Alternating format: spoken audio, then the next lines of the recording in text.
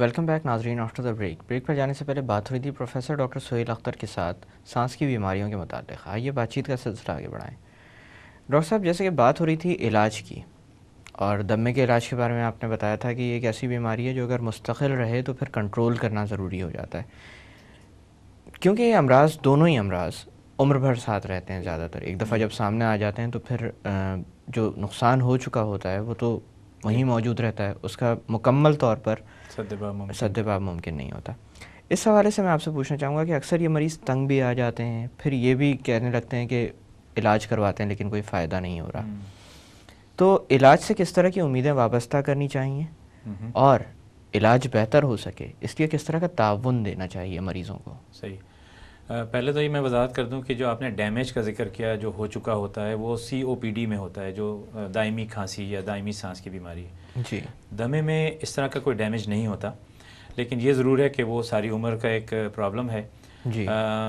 تو اس کے لیے اس کو صحیح کنٹرول کرنا بہت ضروری ہے. علاج کے ضمن میں میں بتا چکا ہوں کہ ایک تو فوری آرام کی ٹریٹمنٹ ہے اور دوسری کنٹرولر. ہر مریض کو, تقریباً ہر مریض کو یہ دونوں ہی میڈیسنز لینے کی ضرورت ہوتی ہے, لیکن یہ ڈاکٹروں کا بھی قصور ہے کہ وہ ان کو کنٹرولرز نہیں پرسکرائب کرتے. کنٹرولر ان دوائیوں کو کہا جاتا ہے جو مرض کو آگے بڑھنے سے روکیں اور جو بوقت ضرورت نہ لی جائیں بلکہ ریگولر بنیادوں پہ لی جائیں, چاہے انسان کو علامتیں ہوں یا نہ ہوں. علامتوں کے وقت وقتی آرام کی ٹریٹمنٹ لینی چاہیے. دونوں میں فرق کرنا ضروری ہے. جی. دونوں ہی انہیلر کی شکل میں بھی آتے ہیں, وقتی آرام والا بھی انہیلر آتا ہے اور کنٹرولر بھی انہیلر آتا ہے. تو مریض سمجھتے ہیں کہ ہر انہیلر جو ہے بس ایک ہی جیسا ہے, حالانکہ ایسا نہیں ہوتا. اور انہیلر کے بارے میں کافی خوف بھی پایا جاتا ہے لوگوں جی ہاں, وہ تو ایک علیحدہ بات ہے, لیکن یہ ہوتا ہے کہ ہر انہیلر میں ایک طرح کی دوائی موجود نہیں ہوتی. جو سب سے عام انہیلر دستیاب ہے وہ فوری آرام کا انہیلر ہوتا ہے, جو جس کو اگر لیا جائے تو 5 سے 10 منٹ کے اندر انسان بہتر محسوس کرنے لگ جاتا ہے. اور میں یہ پھر دوبارہ زور دے کر کہوں گا کہ گولیاں, شربت, انجیکشنوں پہ انحصار کرنے کے بجائے انہیلر سے علاج کریں جو فوری طور پہ جو ہے نا آرام دیتا ہے, جس میں دوائی کی انتہائی قلیل مقدار ہوتی ہے اور وہ پورے بدن میں بھی سرکولیٹ نہیں کرتا, اس کے عام طور پہ سائیڈ ایفیکٹس بھی نہیں ہوتے. تو انہیلر میں دونوں طرح کے آتے ہیں. لوگوں کا اسما اس وجہ سے کنٹرول نہیں ہو پاتا کہ وہ مستقل کنٹرولرز کو جو ہے مستقل طور پہ استعمال نہیں کرتے. یہ انسان کی نفسیات ہے کہ جیسے ہی اس کی طبیعت ٹھیک ہوگی وہ دوائی چھوڑ دے گا. جی. اور یہی بنیادی غلطی ہوتی ہے. تو ہر انسان اپنا جائزہ لے. اگر اس کو سانس کی پرابلم اکثر و بیشتر رہتی ہے, ہفتے میں 1-2 دن, مہینے میں 4-5 دن, 6 دن, تو اسے کنٹرولر ضرور لینا چاہیے اور ڈاکٹر سے کہنا چاہیے کہ مجھے کنٹرولر دیں.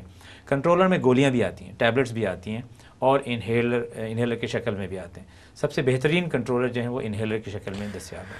ڈاکٹر صاحب, انہیلر کو استعمال کرنے کا کوئی صحیح طریقہ بھی ہوتا ہے؟ کیونکہ بہت سارے لوگ انہیلر استعمال کر رہے ہوتے ہیں لیکن اس کے باوجود بھی مرض قابو میں نہیں آ رہا ہوتا. تقریباً 80-90% لوگ صحیح طرح سے انہیلر صحیح نہیں استعمال کرتے. آپ صحیح کہہ رہے ہیں. جی. انہیلرز کے بارے میں پہلے میں وضاحت کر دوں کہ مختلف طریقے کے انہیلرز آتے ہیں. جو سب سے عام انہیلر جو پاکستان میں دنیا بھر میں اویلیبل ہے وہ ہوتا ہے میٹر ڈوز انہیلر, جس میں اسپرے کی طرح دوائی نکلتی ہے, ٹھیک ہے نا, اور ایک معین ڈوز ہوتی ہے جو ہر اسپرے کے ساتھ دبانے کے ساتھ نکلتی ہے. اس کے علاوہ دوسرے جو اب عام طور پہ دنیا بھر میں آ گئے ہیں وہ روٹا ہیلر کہلاتے ہیں, جس میں ایک کیپسول اس میں ڈال کر اور پریس کیا جائے تو اس میں اور پھر انہیل کیا جائے اس کے منہ کے ذریعے تو وہ دوا پھیپھڑوں میں چلی جاتی ہے. نسبتاً عام جو ہے وہ میٹر ڈوز انہیلر ہے. اگر آپ مجھے اجازت دیں تو میں اس کا طریقہ استعمال بتا دیتا ہوں. لوگ صحیح طرح سے نہیں لے رہے ہوتے اور اس کے بعد پھر وہ کہتے ہیں فائدہ نہیں ہو رہا, تو اس کی وجہ یہ ہوتی ہے کہ وہ صحیح طرح سے نہیں لے رہے ہوتے.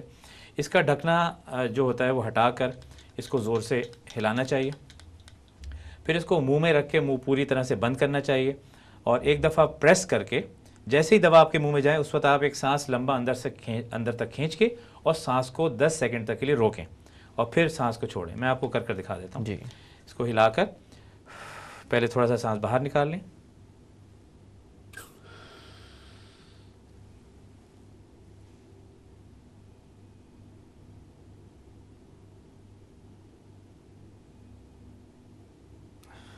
دس سیکنڈ ہو گئے, آپ اس کو سانس کو چھوڑ دیں. یہ ایک پف ہو گیا. اگر آپ کو ڈاکٹر نے 2 پف یا 3 پف یا 4 پف کہیں تو آپ دونوں تینوں ایک سانس ایک ساتھ مت لیں. ایک مرتبہ پورا پف لیں جیسے میں نے بتایا. جی ہاں، یہ ایک پف تھا. اس کے بعد نارمل سانس لیں تقریباً آدھے منٹ تک، اور اس کے بعد دوسرا پف اس کے بعد کریں. اگر آپ اس طرح کر رہے ہیں اور آپ کے منہ سے دھواں سا یا اسپرے سا نکل رہا ہے، اس کا مطلب ہے آپ کا طریقہ صحیح نہیں ہے، پھر آپ کو دوبارہ کرنا چاہیے. انہیلر کرنے کے فوراً بعد کلی کر کے نارمل پانی سے غرارہ کر کے تھوک بھی دینا چاہیے، کیونکہ اس کا اکثر حصہ جو ہے حلق میں ڈپازٹڈ رہ جاتا ہے. جی. جو روٹا کیپس تھا اس کا طریقہ میں بتا چکا ہوں کہ اس میں کیپسول ڈالا جاتا ہے، اس کو بند کر کے اور پھر اس کو منہ کے ذریعے ایک انہیلیشن کر کے اور اس کو اندر لے لیا جاتا ہے. کچھ مریض ایسے ہوتے ہیں جو باوجود سمجھانے کے، مثلاً کچھ بچے ہوتے ہیں یا جب ان کو سمجھ نہیں آتی، یا وہ اپنی ہاتھوں میں کچھ راشا ہوتا ہے یا ہاتھوں میں کچھ آرتھرائٹس وغیرہ کی وجہ سے وہ انہیلر صحیح طرح سے نہیں کر پاتے، اس کے لیے ہمارے پاس اسپیسرز دستیاب ہیں. اسپیسر جو ہے یہ ایک اسپیسر ہے، اور اس طرح مختلف شیپس کے اسپیسرز دستیاب ہیں.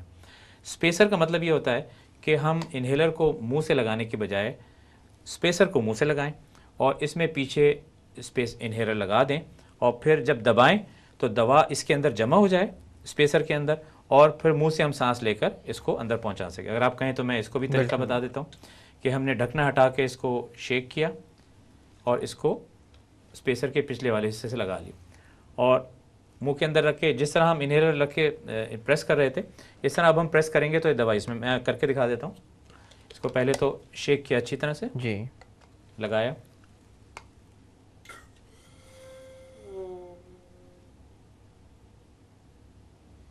اس میں بھی وہی 10 تک جی اس طرح گن کر.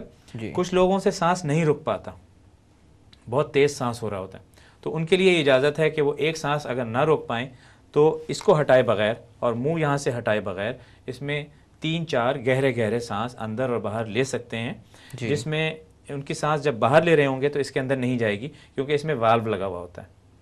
تو یہ امکان ہے کہ 3 یا 4 یا 5 مرتبہ سانس لینے سے تھوڑی تھوڑی دوا ان کے اندر چلی جائے گی. تو یہ طریقہ استعمال لینے کا، اور اگر طریقہ آپ کا صحیح نہیں ہے تو دوا اندر نہیں جائے گی اور پھر آپ کا فائدہ نہیں ہوگا.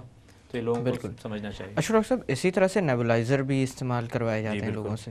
نیبولائزر اور انہیلر میں فرق کیا ہوتا ہے؟ نیبولائزر اور انہیلر میں فرق ایک طرح تو ہے نہیں، وہ یہ کہ یہ دونوں طریقے ایسے ہیں جس میں دوائیاں سانس میں جاتی ہیں، انہیلر سے بھی جاتی ہے اور نیبولائزر سے بھی جاتی ہے.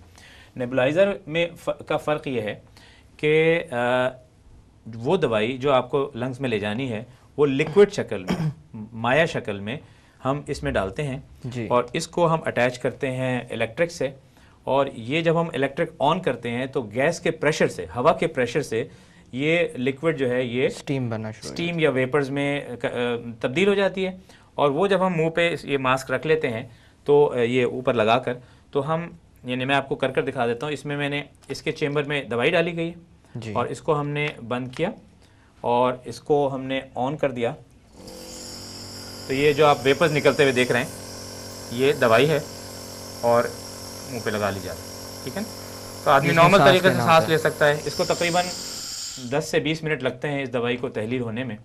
اس کا فائدہ کیا ہے؟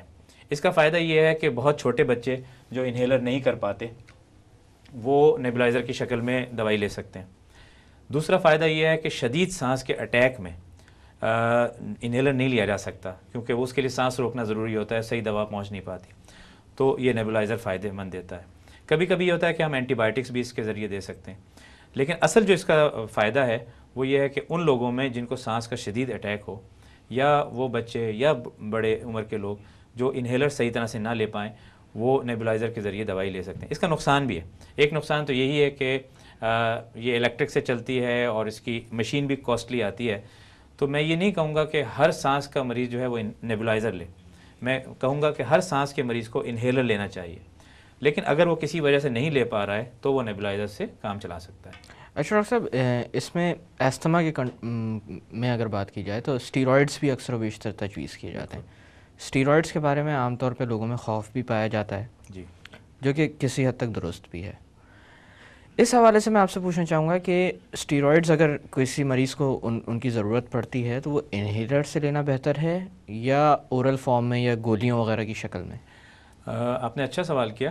اسٹیرائڈز حقیقتاً ایک خطرناک چیز بھی ہے اور انتہائی فائدہ مند اور لائف سیونگ چیز بھی ہے. بالکل ڈپینڈ یہ کرتا ہے کہ ہم اس کا استعمال کس طرح سے کرتے ہیں. بلا ضرورت اسٹیرائڈ لینا نقصان دہ سکتا ہے. لیکن ایستما یا دمہ یا ایون COPD میں بھی اسٹیرائڈس کا استعمال انتہائی فائدہ مند ہے. بلکہ جو میں کنٹرولر دوائیوں کا ذکر کر رہا تھا اس میں اسٹیرائڈ جو ہیں سب سے مؤثر کنٹرولر ہیں, ٹیبلٹ کی شکل میں نہیں بلکہ انہیلر کی شکل میں. ٹیبلٹ کی شکل میں یا انجیکشن سے بھی ہم اسٹیرائڈ دیتے ہیں, لیکن وہ ہم دیتے ہیں صرف اٹیک کی شکل میں. عام سانس کے یعنی شدید اٹیک اگر شدید اٹیک ہو تو اس کے بعد اسٹیرائڈ لائف سیونگ میڈیسن بن جاتی ہے. عام حالات میں سب سے مؤثر ایستما کا کنٹرولر اسٹیرائڈز ہیں جو انہیلر کی شکل میں ہوتے ہیں. مختلف اسٹیرائڈز آتے ہیں, مختلف کلرز کے, مختلف شیپس کے انہیلرز آتے ہیں.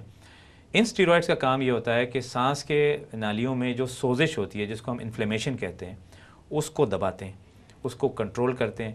اس کی وجہ سے سانس کی نالیاں اتنی حساس نہیں رہتی تو عام گرد و غبار سے سمٹمز نہیں پروڈیوس کرتی اور پھر ایک انسان جو ہے وہ نارمل زندگی گزار سکتا ہے. اور مرض کی شدت میں بھی کمی واقع ہوتی ہے. شدت میں بھی کمی ہوتی ہے بلکہ مرض آگے بڑھنے سے بڑھتا یعنی محفوظ بھی رہتا ہے.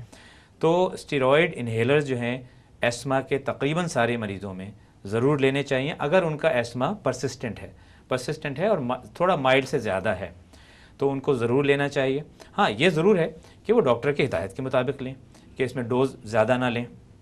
بچوں میں بھی اسٹیرائڈ انہیلر لیا جا سکتا ہے, البتہ اس کی مقدار کم ہوتی ہے, ڈوز کم ہوتی ہے. تو اسٹیرائڈ سے اس طرح نہیں گھبرانا چاہیے کہ اگر ڈاکٹر نے تجویز کیا تو آپ اس سے بھاگیں, لیکن ڈاکٹر سے مشورہ ضرور کر لیں. اور کیا یہی ساری چیزیں دائمی کھانسی یا COPD میں بھی تجویز کی جاتی ہیں؟ اسٹیرائڈ کا رول COPD میں کچھ کم کیسز میں ہوتا ہے. وہ بہت ہی ایڈوانس COPD کے کیسز جن کو اٹھتے بیٹھتے سانس سے نجات نہیں, ان کو تو اسٹیرائڈ انہیلر کا بھی کوئی فرق نہیں ہوتا. البتہ شروع کے انیشل COPD کے کیسز جو ہیں ان کو اسٹیرائڈ انہیلرز میں بھی فائدہ ہوتا ہے. دوائیاں جیسے میں نے کہا انہیلرز چاہے فوری آرام کے ہوں یا کنٹرولرز ہوں وہ COPD میں بھی دیے جاتے ہیں. البتہ اس میں اور دمے میں فرق یہ ہوتا ہے کہ COPD میں فائدہ فوری نہیں آتا, ٹھیک ہے نا, اور ایک دائمی نہیں رہتا فائدہ. مثال کے طور پہ جو فوری آرام والے انہیلرز ہوتے ہیں COPD والے مریضوں کو ان کو اکثر و بیشتر لیتے ہی رہنا پڑتا ہے کیونکہ ان کی ڈیزیز ایک طرح سے فکسڈ ہوتی ہے, دائمی ہوتی ہے. البتہ ایسما میں یہ ہو سکتا ہے کہ آپ فوری آرام والے انہیلر جب آپ کی طبیعت ٹھیک ہو جائے تو آپ چھوڑ دیں آرام سے. جی ڈاکٹر صاحب یہاں پہ تھوڑی دیر کی باتوں کا سلسلہ روکتے ہیں. ناظرین وقت ہو ایک چھوٹی سی کمرشل بریک کا. بریک سے واپس آ کر سانس کی بیماریوں کے متعلق مزید بات کی جائے گی. Don't go any where.